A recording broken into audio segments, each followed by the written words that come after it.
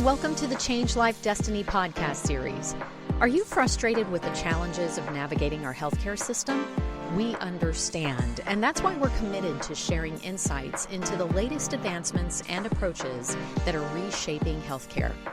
Join us as we explore the stories of practitioners and innovators who are leading the way toward a healthier future. Let's dive in and learn together. Hello, everyone, and welcome back to the Change Life Destiny podcast. I am Stephanie, your host, and today we have a very special guest with us, Jessy Abed, and I'm so grateful that we can share her story because boy, is it one of transformation and action. I think that what you're doing, Jessy, is pretty incredible. So thank you so much for being here today. Thank you so much for having me. What a lovely welcome. Well, you know, I try. Well, why don't we just dive right into it? You tell us a little bit about yourself and your journey and how you got to this place today in your health space. Oh, do we have enough time for all that? Sure we do. Sure we do. Yeah, essentially, in a nutshell, I'm from the Caribbean, specifically Barbados, and I grew up where we had limited access to healthcare, just the availability of the technology, but the finances to be able to do so. So I lost a significant amount of, family members and so forth to cancer. So it was my dream to get into oncology, my dream to move to North America to become, a professional in this realm, which is what I did. I ended up moving to Canada, went to University of Toronto and did the whole university, interviewing, internship at a hospital and all that, which, was my destiny, or I thought my destiny, ironically. And in that process, because I went back to my old school way of thinking, so at home, prevention is better than cure. We couldn't afford to necessarily go and have access to doctors and so forth. So we ate well. We lived life, a lot better. So that was within my, I guess, wheelhouse. So I did that throughout university, even as I started working in conventional medicine and now as a radiation therapist. That was always something that I did on the side in the back burner until unfortunately it just came to the point where my own health became sort of compromised and I had to rely back on that. So yeah, So that's then, and it's fascinating to me that we can, I have to say, it's fascinating to me that we can have a place like Barbados that is just so gorgeous and there's so much to do outside, right? And then you have this healthy lifestyle, and yet there's still cancer. There's still, it's everywhere, right? And it makes me want to dive even deeper. That's another podcast for another day. It makes me want to dive deeper into the why. Why does that happen? But anyway, that's another podcast for another day. But okay, so then you get to this point. What happens to you? COVID changed a lot of stuff for myself, and I imagine many of us who were working frontline. So I guess because of the way that I've lived my life, I mean, I did move to Canada over 20 years ago. So we were talking about Barbados 20 years ago, but that concept has been around for generations. And I'm sure, our ancestors would tell us they lived the old school way of simplicity, being in nature and so forth. So I was very fortunate in that I never got COVID. I never got a flu or anything like that. My immune system was super strong. Yeah. But my nervous system could not handle the constant hours. I was constantly being asked to cover on call. It just took an emotional toll on me. My family does not live in Canada. So, being in lockdown, not being able to see them, not even being able to get on a plane, they were not well. And just the pressure of it all just amounted. So when 2022 hit, I literally reached burnout. I could not handle it anymore. I just felt that I was just emotionally and physically exhausted. So I took a year sabbatical, moved back to Barbados. Yeah, but I had a job offer, which is part of the incentive why I did that. I thought, let me try something different. So I was doing a lot of medical researchers for investors that were in the longevity and biohacking space. And at the end of that year, it was only supposed to be a year because I was like, no, I gave up my whole life to be a radiation therapist. I'm supposed to help cancer patients. This is my calling. This is my destiny. I have to go back to that. And at the end of the year, as it was wrapping up, they wanted me to extend, but I wasn't ready to walk away from medicine. Mm. And in conversation, they basically said, "You're in the wrong field. You should go back to health coaching." I'm like, "But no, I did that to get me through university to pay for my college fees. Like, I'm not going to go full circle." And inadvertently, when I came back into working at the hospital, patients were younger than me, sicker than me. And in conversation with so many of them, I realized we could be doing things so differently. Like, why? This is 2024 in North America. Why are we like, we've got all this information, but we're not tapped in, and it's quick fixes with medication and this and that. But Mhm. so, I had already restarted my company in health coaching that was already on the back burner, and I was doing both until finally burnout hit me again. But this time it was my body. So I was sleeping well, I was eating well. I didn't physically feel it, but I guess my body must have felt it because back in May, I almost died. Oh my gosh.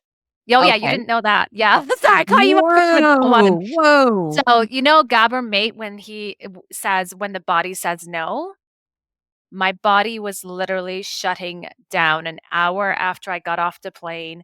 I looked over at my nephew, who was like 2 years old at the time, and he was like tapping my head. And that was the last thing I remember. 8 hours later, I found out. I kind of vaguely remember little bits because I remember coming to in the emergency room. I kind of remember hearing my family screaming. I couldn't open my eyes and I couldn't talk. According to them, they were like, your body got taken over by like some sort of exorcism. So I Right. was drifting in and out of consciousness for 8 hours. I was having seizures. My body was fully having like, my heart rate was through the roof, my blood pressure was through the roof, and they could not figure out what happened, and I went through 2, 3 months of testing when I came back to Canada, and essentially, like, because I also have a therapist, most of us got a therapist during, COVID. She's Yeah. like, "Your body is literally telling you no more. Like, it cannot It operate," was and screaming at you for so long and you weren't listening. So, yeah. Oh, yeah. wow. Yeah. So Good. that's when I made the decision that, not, I want to help other people, but I also have to help myself. And this lifestyle that I was living was not sustainable. And I realized that in order for me to be able to give up myself, something had to give. So, Absolutely. Oh my yeah. gosh, it's that whole adage, physician heal thyself, right? And Yeah. you go and go and go because you have this vision and you have this mission and you want to help so many people and nothing Mhm. about that is wrong. But if you don't take care of yourself, you're that story is clearly an indication of what your body Yeah. our bodies are really smart and they'll tell us, right?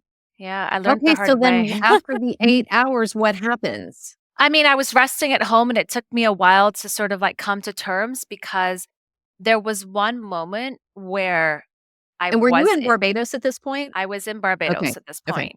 There was one moment where I could hear my relatives in the room with me, but I couldn't open my eyes, and I kept willing myself. I'm like, "Open your eyes, open your eyes." I could hear them, but I couldn't open my eyes, I couldn't talk, and I could feel myself drifting. So I kind of knew that I was going in and out of consciousness. I took Wow. my Aura ring and I was, like, trying to tap the side of, like, the railing of the bed, Yeah. and, like, my family was coming over to me, they're like, "It's okay, it's gonna be okay," but I just wanted to scream at them, being like, "What's happening to me?" Like, I feel myself going to the other side. I thought that was it for me. I thought that was it. I saw my dead grandmother, and I'm a scientist, I do not believe in stuff like this. This is Right? not in my wheelhouse. It shook me up. So when you ask what happened, I spent the next 3, 4 days trying to figure out, like, am I going crazy? Did someone slip something in my airplane food? Like, what Whoosh. happened? I could not figure it out. Even months of testing, neurology, cardiology, the whole 9 yards. Yeah. Especially when you come from such a long time of research and clear and present answers for when you go through medical school. If this, then that. And it sounds to me like your spiritual nature just said, "Sister, you better Yeah. listen." Yeah. I have to be Wow. honest, if it wasn't for the fact that, like my cousin, she told me, "You scared us. We thought you were going to die." There was no ambulance available. At one point, they put an IV in me because we were near a doctor's office, and they said, "If she does not go to the hospital now, she's not going to make it." She's like, you scared all of us." So it was the fear of what I put my family through that I was like, "I can't do this to them. Like, they Mm, cannot survive this again.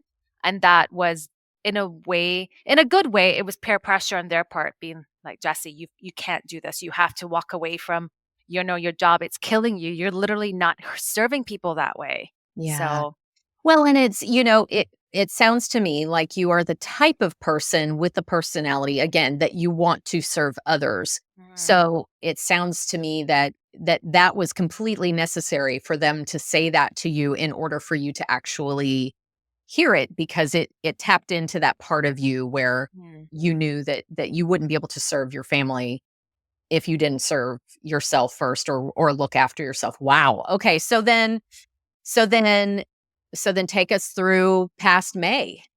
So I came back to Canada. I was going through medical testing. And yes, of course, my family's opinions mattered, but it was the fear of God that was in me. Just Mm, knowing that I could have slipped so easily because when you're in that state, I didn't know what was happening to me. I'm trying to rationalize what's happening to me, but I don't do drugs. I'm not judging those who do, by the sure, way, sure. but I felt myself lose control of my mind, and that Mm, scared me. Lose yeah, control of my, like, I couldn't even open my mouth to talk. I couldn't even say I yeah. wanted water. Like, I couldn't say anything. So Mm, that fear is actually what drove me more than mm, anything. mm, And because knowing it could have just been over so quickly. yeah. Yeah, so I basically came back and I made the decision that I'm not defined by what I do. Just Mm, because I set out and I spent 9 years in university trying to be a radiation therapist, working at a hospital, being glorified, wearing, scrubs and having that title and now that doesn't mean that I can't serve people. And right. it took a little bit for my mind to kind of wrap my head around Sure, back to health coaching.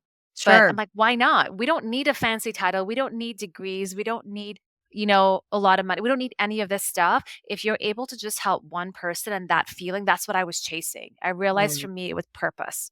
I needed to know that I had purpose. And I think all along, this direction kind of led me where I was supposed to be. Have I that figured it is out? Not altogether. I'm getting there, but this beautiful journey is, I think everything in this life happens for a reason, and that experience led me down the rabbit hole of nervous system regulation and understanding how important it is to slow down. And when people ask me, what's your biggest goal in life? To live a slower life, to just mm. enjoy the little things. Like, it's so underrated, but it's Well, so really is. necessary. It really is. I think that in this day and age of speed of information and speed of technology, and just the speed at which we live our lives, I mean, shoot, we don't even really create or make our food anymore. So it is a big lifestyle shift that I agree with you. I think that it has not served us very well. So, okay, so all right. So now you're in health coaching. You're helping people one at a time. What are some of your favorite approaches in your practice? I actually don't really do one-on-ones. I do a lot more seminars. I teach contrast, so I teach in a wellness space. I teach an educational mindset breathwork class in a sauna and a cold plunge. But I do a lot of seminars. So in the community, through wellness, through corporations, that's more, where I feel like people who don't have the time, they can't commit to, X number of weeks of programming. They can Right. sit for like the 30-minute, 45 minutes and get it in digestible little tidbits there. But that is such a community of people that really need the assistance, because Mhm. and you, although you went through it in kind of a tough way, you understand that corporate pressure.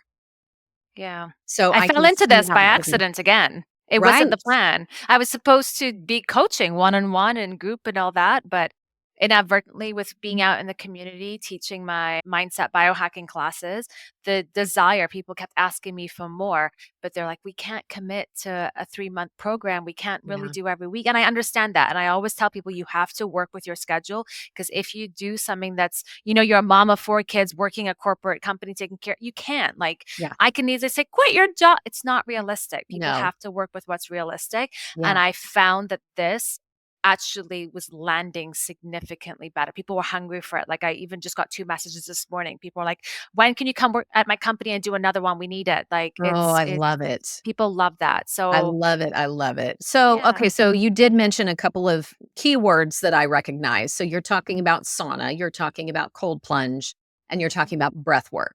Are Mhm. those mainly some of the things that you talk about in your meetings? Not necessarily. So the corporate seminars that I give tend to be more stress management, Mm. sleep optimization, energy rejuvenation. Those are the key topics, but I give random off ones too. Like next week, I'm doing one for women on cycle syncing. In the new year, I'm doing one simpler biohacks you can do every day to get started. So it just really Mm. depends. My niche is more high performers and Yeah. how to help prevent burnout Yeah, and reduce stress, but also in line with that, it kind of goes hand in hand is your energy and your sleep. And that inadvertently, like stress is cortisol. Cortisol's absolutely. like I always call it a trifecta. People laugh at me when I say this, but it's like cortisol kind of affects your melatonin, which is your sleep. And then, that inadvertently affects like your inflammation levels, which could lead to all of these other health issues, your hormones, your sex hormones. So it's all connected. You are So s you are singing my tune, my dear. I know exactly what you're saying, and of course, the more that we know, and the more that we learn about our bodies, and the more that we learn about Mhm. our energy, and the more that we learn about our frequencies, the more that we understand that some of Right. these very basic things that we can discuss and look at and make changes in our daily lives are so, so important. So I love that you're doing that. Do Yeah. you have any favorite, let's call them stories of change, right? So we're talking about people maybe that you have worked with just this year because this is pretty new for you to get into this space even though you know exactly what you're talking about. Hi, everyone. Roxy here with the Change Life Destiny podcast. Thank you so much for tuning in. We hope you're loving this episode. Just a quick note to let you know that if you enjoy the types of speakers and the content and the technologies that we're showcasing on this podcast, you will enjoy our Changing Life and Destiny conference, which happens annually in Dallas in April. And we'd love to have you there with us. Learn more at changelifedestiny.com and use the code podcast at checkout to get a very special discount. We hope to see you there on this movement to move our healthcare system to a preventative, proactive model. Now back to the episode. Are there any favorite stories of change that you have that you would like to share with us? Well, there is one that I don't know if it's necessarily change per se, but it was the reminder that I needed that you don't like, I didn't need to feel glorified, okay, I'm saving cancer every day. Like Mhm. something dramatic like that. It's that, yes, so you say that this is new for me. It's not. I've been a health coach for 20 years, but I've never Root? been 100% in it. So Right. I used to be a functional trainer and a nutritionist. I'm a health practitioner. I run functional labs and do all that, but I never took it seriously because that was my side gig. My main thing was with, my cancer patients in radiation oncology, doing medical research, big glorified stuff. And I'm not, please don't think I'm discarding that. I'm so glad that there are people out there doing it, but there's so many things that we could do to even help prevent them from even getting to that point. Right. So all that circling back to say is within the first couple of months with me working in this contrast space, teaching this class, it was a concept I wasn't sure was going to land because I always tell people imagine that you're listening to an Andrew Huberman podcast in the sauna. You're getting little bits of education, but the class is actually designed for those who are stressed out and it's to help you get ready to go to bed. That's how I marketed it. That's how I, sold it as a package. So you're coming in there, you're having mindset, you're having education, you're having breath work. I ended up having someone who came, she ended up loving it. And then when she shared her story was that she's had ongoing jaw pain for a really long time. Okay. And she's on like she's married, she can't have kids until this is all resolved because she was due to have jaw surgery. And they needed her to be off of her pain meds. The cold plunging in combination with the sauna was the one thing that was helping her. And when she told me this and she kept coming back to my classes, it was just like, okay, this is something that some might not see it as a big deal, but the fact that I could help someone get off of their pain medication so that they Huge. could have better sleep and feel like their whole life, like when you're dealing with chronic pain, you feel like your life is slipping by, like you can't do anything. So she kept reassuring me that how much I was like, "Is this really helping you?" She goes, "Yeah." So it's something again that might be so simple to the average Joe, but to her was such a big deal. And it really warms my heart because it's like, here I am, I'm making a difference in her life. She's able to get sleep tonight. Like that's a huge win. So Huge win. There were so many people yeah, in this world that cannot sleep, and if they yeah. could do that functional pillar of our health and wellness, it's so important. Okay, so explain something to me a little bit and our listeners, because I wanna make sure I'm understanding correctly. You said working in this contrast space. Tell me a little bit more about that. So it's a facility that is basically a recovery club. So one side of it focuses on chiropractor, physiotherapy, acupuncture, compression therapy, cupping, that sort of holistic treatment. But the other part of it is contrast space. So it's a 55 person sauna and it's a four two-person tubs, swimming Okay. pool therapy.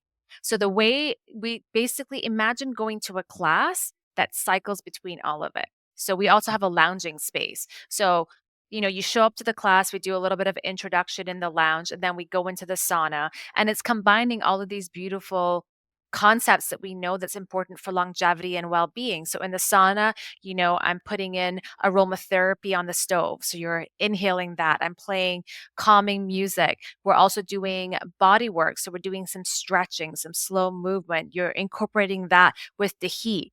And while I'm teaching you, having you move your body to calm your nervous system, because as I said, that's something that I really got into in May, and Mm. I'm trying to get as many certifications as I can in that realm. I'm teaching you to slow your nervous system down. Well, let's enjoy the heat. The heat's doing its work all of its own, but now we're adding all of these layers. And then we cycle, like we're in there for 10, 15 minutes, and then we go groups of 8 into the cold plunge, and then back into the sauna, back into the cold plunge. And what's lovely about it is that I also include a segment in the sauna towards the end where I play binaural beats, where Oh, you I get love to that. lie down and you listen to the binaural beats in the sauna while inhaling eucalyptus and other aromatherapy scents, while I'm talking you through breath work, while I'm talking you through mindset. So all of these beautiful things combined essentially is to help with your nervous system, something that clearly I needed. So I Oh. decided to provide something that I couldn't find as a high performer. Mm. And now I'm offering it to the community. So I love that, and I think that if more I love that you are focusing where you're focusing because you need to be doing that, and that's wonderful thank you. because you understand it, and I think that it's fascinating to me and fantastic at the same time that as people are cycling through this, they're learning why. Mhm, Because, there's something there that takes it to a deeper level of understanding why, especially somebody like you who loves to learn the why. Why are we doing the things that mhm, we're doing in the research and why does it work the way that it does? mhm. I think that that's just adding such a beautiful level because once I think that high performing people, once they understand why, it makes it so much more important for them to continue. Yeah. Well, not only that, maybe to not continue. So, for example, if I have a female coming in there who's going through a really high stressful time, you may not want to go into the cold chamber, the There ice you could go. trigger it, depending where you are in your cycle, depending on how much sleep you have. So, I Mm, personally find that sometimes people they want to know what they don't may not necessarily think they want to know, but everybody wants to know why you're doing what you're doing. What are sure. the benefits? What are the contraindications for why you're doing something? When would be the best time? So when you provide this information with some scientific research that's already out there, but I Mm, also throw in other stuff in that too. Like I'll throw in, elements of sleep and nutrition and, Dr. Joe Dispenza, what he's talking about, what Dr. Huberman's talking about, like all of these different avenues that, if you only come to this class once, you're taking a little something that you can now do on your own. So I throw in that as well too. A lot of free things that you can do. I'm like, guys, if you're doing something and you have the kids screaming in the car in the morning, maybe just turn on binaural beats. Use this frequency for focus. So I mm. give a lot of tips that can be applicable to their daily lives, um, feasible and financially affordable. I love So, that. I love it. I love it. I love it. Okay. thank So you. then, with everything that you've gone through and with all of the, first of all, you don't look like you are somebody that has been working for that long.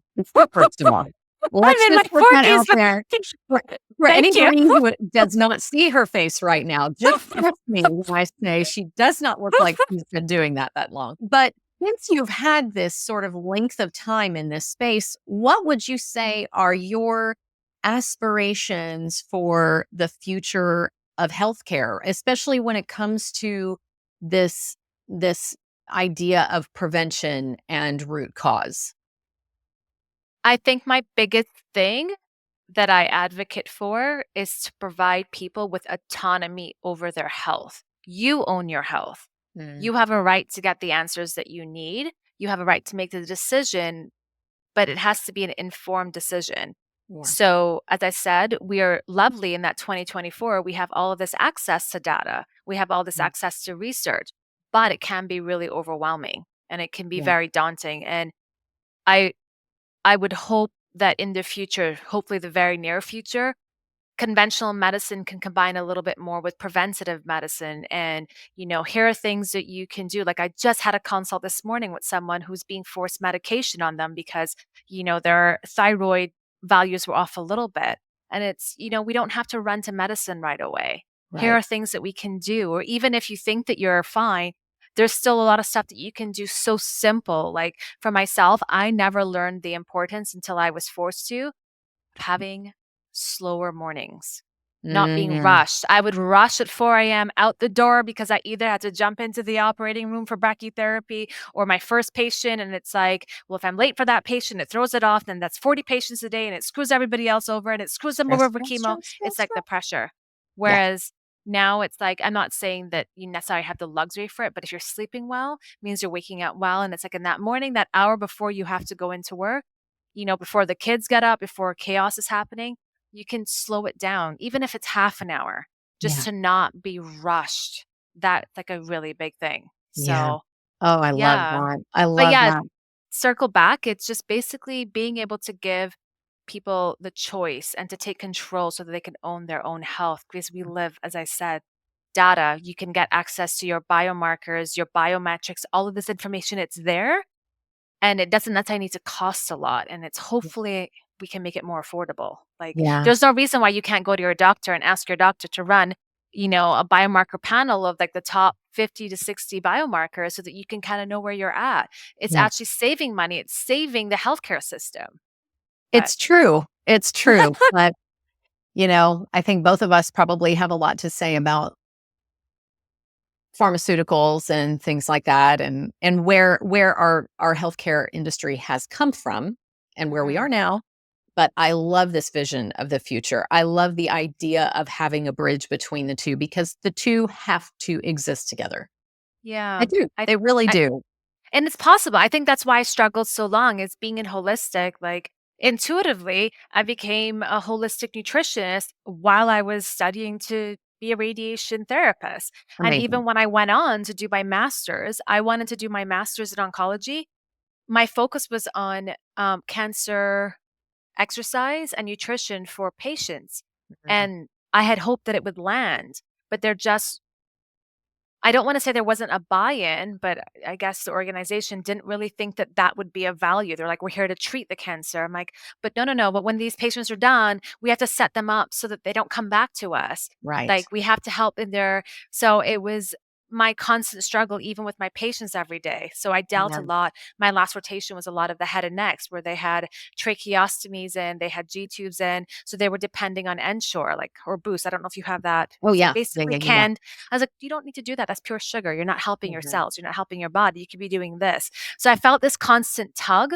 Yeah. And at the end of the day, there is a role for conventional medicine, of course, emergencies and long-term Mhm. stuff that's, Mhm. like, hello, I needed to be rehydrated. I needed it. So Yeah. there's obviously a role, but there's also a significant role for the preventative side or for the natural side. And I Right. feel like that often gets shut down so quickly. Yeah. But Yeah. We'll see what happens in the next couple of years with that. yeah, I really feel like it's moving in the right direction, but maybe that's Yeah. just me. I don't I know. think that no, I agree with you. I think that, we're not called change life and destiny for no reason, right? We are certainly of the same ilk and think along the same lines of our vision and our mission to change this healthcare system into a preventative one because it's good for everybody. It really is. Yeah. It's good for everybody. Well, Jesse, thank you so much for being here today and sharing your You. your story. I think that it is incredible. The I mean, first of all, it's incredible to me that you went to medical school and was learning that and decided to learn and chose because you really chose to learn the holistic side at the same time.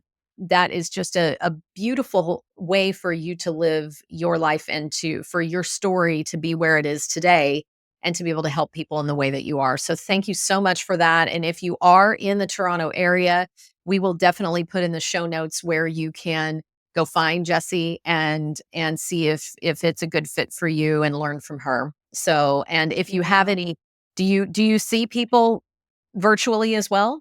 Most of my practice is virtual, but as I said, I'm Okay. pivoting a little bit more, focusing on the seminars Yeah, and workshops. But having said all that, I'm available. People want information. I've got lots of colleagues that are in this space as well in the States. So I'm constantly referring out. I fantastic. have free resources on my platform. I do want to say, just to emphasize, I'm not a Yeah, medical doctor, even though I was trained. sure. I'm an advanced practice radiation therapist. So there's Right. limitations with what I can suggest. Sure. However, I am a registered clinical coach. So I'm allowed to give a lot more Right. detailed on that. Right. But yeah, I have a lot of resources. So if I'm not the right fit for you, there's so many people that I know that can. And I Fantastic. commend anyone wanting to take control over their health because we own our own health. And, I will just end by saying one piece of advice that I gave in one of my classes this week. The best thing that you can do for yourself is take care of yourself. We always talk about self-care. I'm like, self-care is the most selfless thing that you can do.